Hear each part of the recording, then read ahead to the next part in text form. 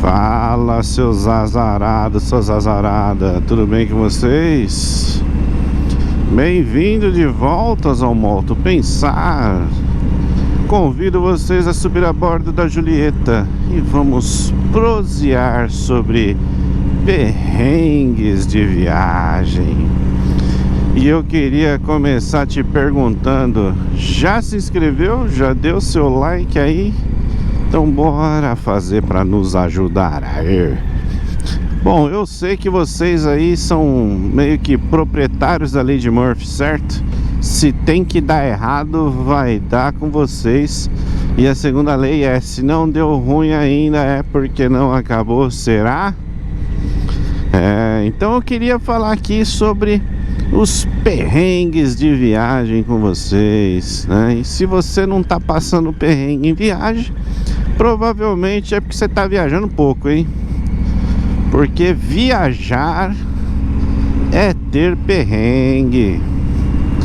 Então gostaria de começar com um perrengue muito simples, que a gente dá pouco valor quando a gente tá rodando em vias principais, que é a pane seca, né?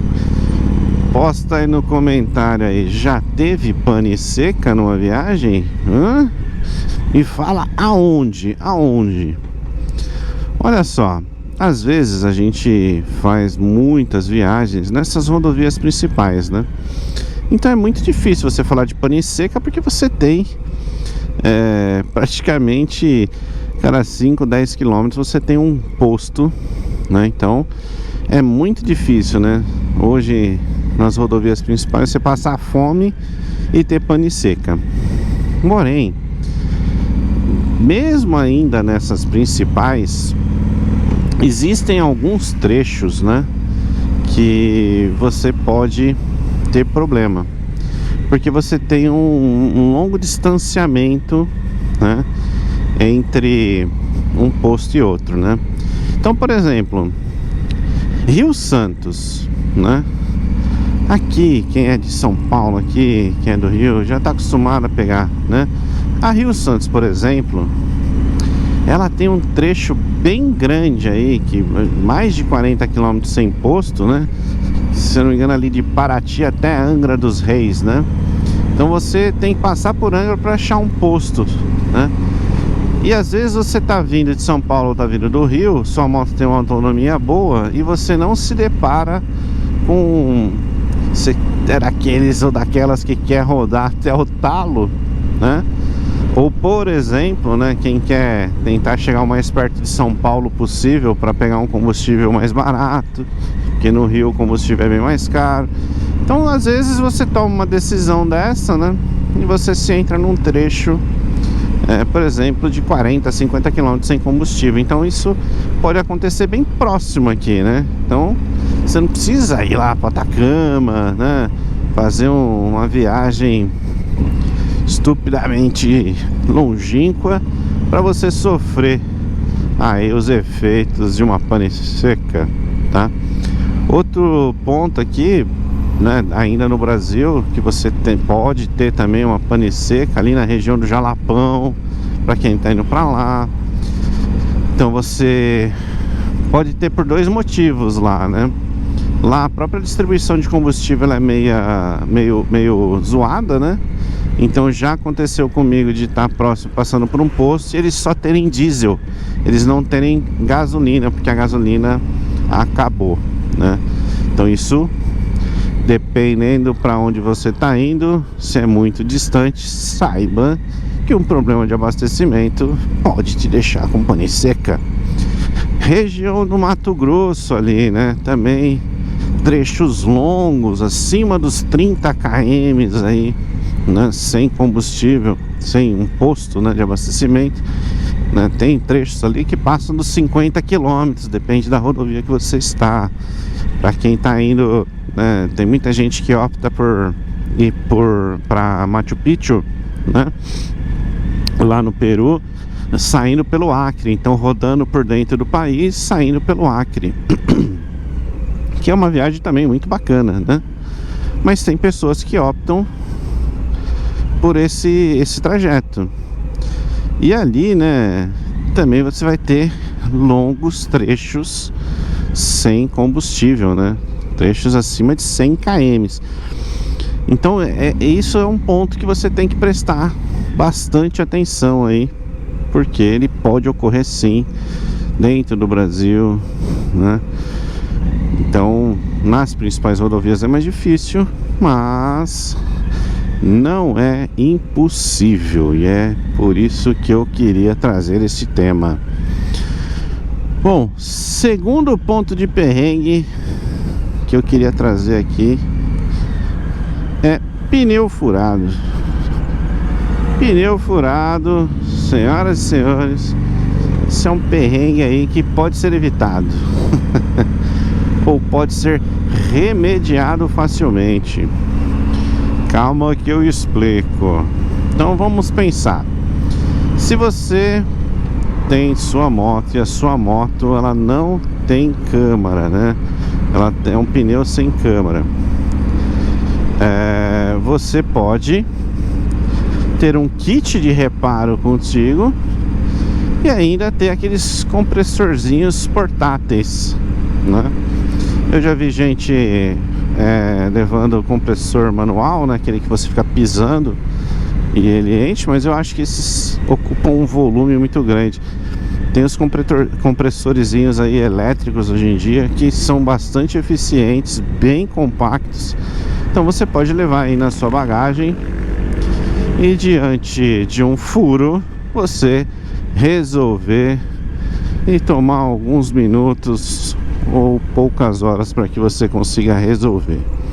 Mas temos os pneus com câmara, né? Esses pneus é que são a grande dor de cabeça, né? Então você pode ter uma roda raiada aí que tem um pneu com câmara, e isso faça com que um furo tenha um custo de tempo muito maior para você. Por quê? Se for o pneu dianteiro, a gente tira com uma certa facilidade, mas o pneu traseiro, aí, meu Deus do céu, aí é um problema na nossa vida, né? Então, hoje também cada vez mais nós sujamos menos a mão de graxa, né? O mundo tá muito cômodo, então a gente acaba que não faz a manutenção na moto, você paga para que a manutenção seja feita, né? Então isso é muito comum e não é demérito, mas é um fato. Então um pneuzinho furado aí, se precisando reparar uma câmera, já é um problemão, né? Tudo bem, você pode ter o kit de reparo e tal, mas o grande problema é você conseguir tirar o pneu, né? Mesmo que você pense assim, então não vou nem tirar, eu só vou soltar aqui, puxar a câmera e tentar a sorte aqui para reparar, né? Vão ter vários fatores, né? Porque você não vai ter as ferramentas apropriadas. Muita gente vai ter receio de tentar tirar o pneu e amassar a roda ou riscar a roda, né? Então tem aí dores de cabeça. Então isso é um ponto. Pro primeiro caso lá, que é os pneus sem câmara, também tem um fator que eu falo, que é assim, né? Pneu novo não fura, né? Geralmente os pneus mais usados, eles são mais suscetíveis a furo. Então às vezes você tá lá andando, lá no seu pneu já tá no limite da troca e você quer fazer uma viagem, né? Então você tá aumentando, obviamente, o risco, né? E principalmente se você for fazer uma viagem mais longa, uma viagem para algum lugar mais afastado, porque sai de uma rodovia principal, você acaba tendo um risco muito maior, né? E por que eu falo do risco? São dois fatores que eu acho que a gente tem que levar em consideração. Quando você está numa rodovia principal aí, você vai ter o socorro da própria rodovia, né? Então você tem aqueles telefones de emergência, você pode chamar o guincho dali, a própria rodovia vem e te presta serviço, te leva até um local mais próximo para que você possa reparar a tua moto. Então isso aí é de boaça, né? Agora, você pode estar querendo fazer uma viagem mais afastada, você já está com um pneu, né, que já está calvo, né? E aí você está se expondo a um risco desnecessário. Obviamente, tem que ver a questão do bolso.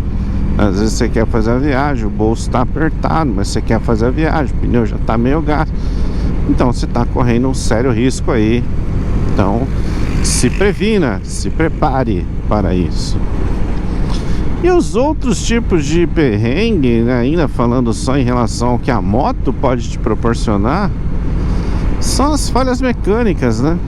Que isso aí realmente vai estragar bastante o teu humor, porque não é todo mundo, né? É difícil de você encontrar mecânicos que vão mexer na tua moto, né? Primeiro porque a Harley tem muitas peças, muitas ferramentas exclusivas, né? Então é diferente a numeração, né? E aí você pode não encontrar. Outra coisa é o próprio receio, né, do mecânico em mexer numa moto que ele desconhece. E o terceiro e último ponto é que hoje as motos elas são eletrônicas, né? Então vai depender muito do seu negócio plug and play, né? Então você quebrou a peça, você encomenda a peça e troca a peça, né? Então você pode ficar lá numa cidade bem afastada que não tem a peça, você tem que encomendar a peça vir até você e aí você perder alguns dias de viagem aguardando uma peça. E eu acho bem difícil você conseguir prever, né, todas as peças que você precisa levar para uma viagem, porque pode ser que quebre um negocinho nada a ver lá que você nunca pensou, uma mosca branca, né? E isso faça com que você